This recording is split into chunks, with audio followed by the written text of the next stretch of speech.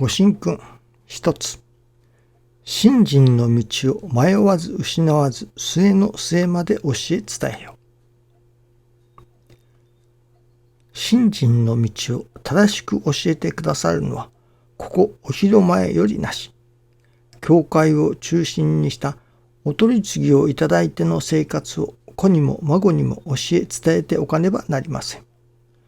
教える者自身が迷うことのない、失うことのない、誠の道のおかげを受けておかねば、伝えるにも伝えようがありません。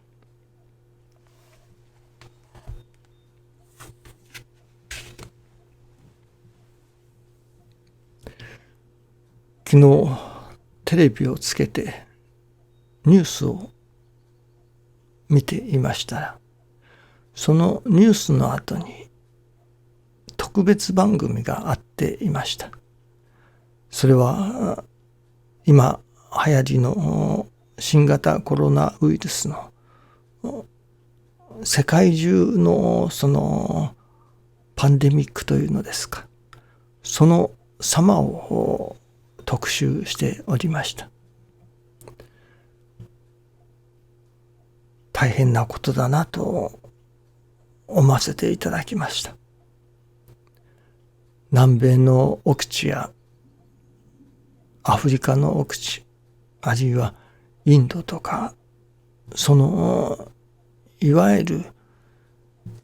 医療設備もないような、なんというのでしょうかね。そういうところにもう蔓延していっておる。それで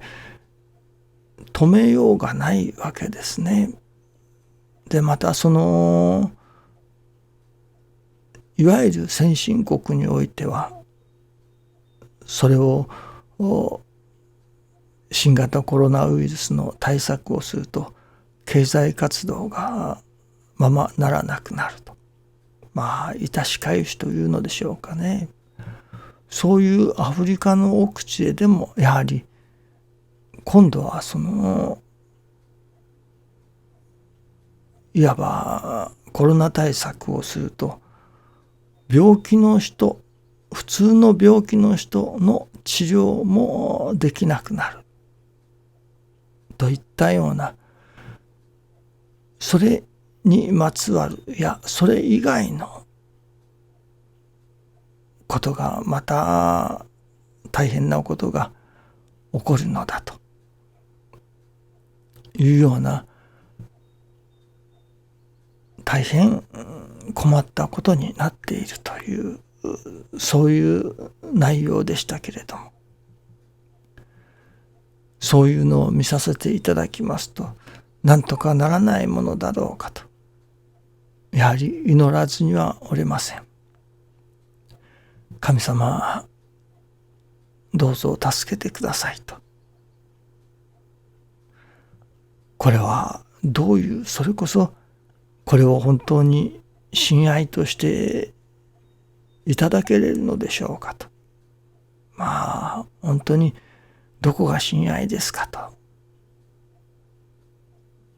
言いたいような気にもやはりなりますね。しかし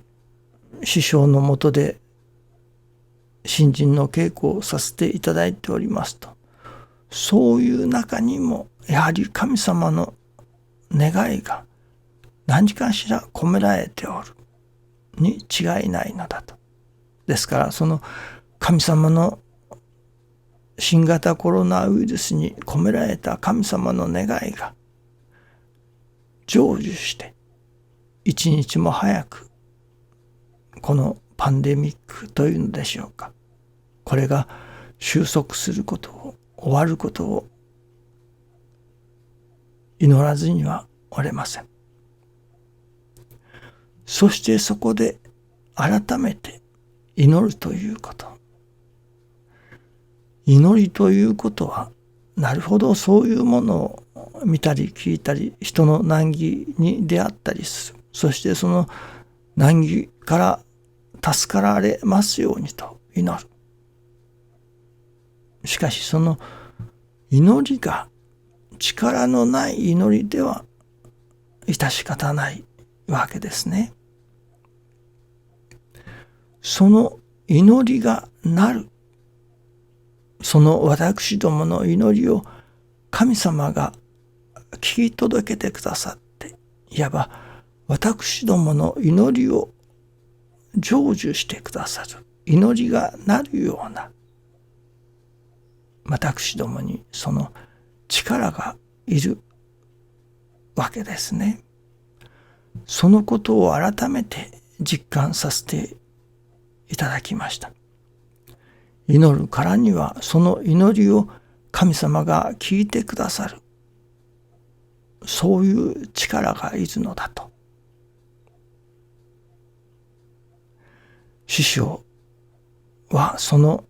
力を持っておられた、実際お会いした方のお一人というか、師匠しか私は知りませんけれども、やはり力ある祈り、力を持った者の祈りでなければ通用しない、値打ちがないということにもなりますね。どうでも私どもがその祈りがなる、神様が聞いてくださるだけの力をいただかなければならない。それはすなわちご神徳をいただくということでもあると思いますね。その力をいただくためには、世の人々が助かられる、そのことを祈るためには、やはりその祈りを聞いていただくための力を持たなければならない。ではその力をいただくにはどうすればよいのか。それが師匠が教えてくださる愛楽理念の中に含まれているということなのですね。愛楽理念はご神徳をいただく道を説くとも教えてくださいます。どうでもその愛楽理念を体現して力をいただき、その力を持って世界真の平和を世界の人々が助かられることを願えれる私どもになりたいと思いますね。そのためにはまずは泥の心、成り行きを大切にする。願いは縁台にして道は足元にあり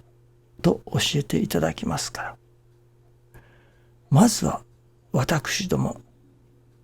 の身に降りかかってくるその成り行きを尊び大切にさせていただくところから、神様のご信用も一段一段ついてくる。そして人の助かりを祈り、そこに神様が働いてくださるような力を得ていかねばなりませんね。どうぞよろしくお願いいたします。ありがとうございます。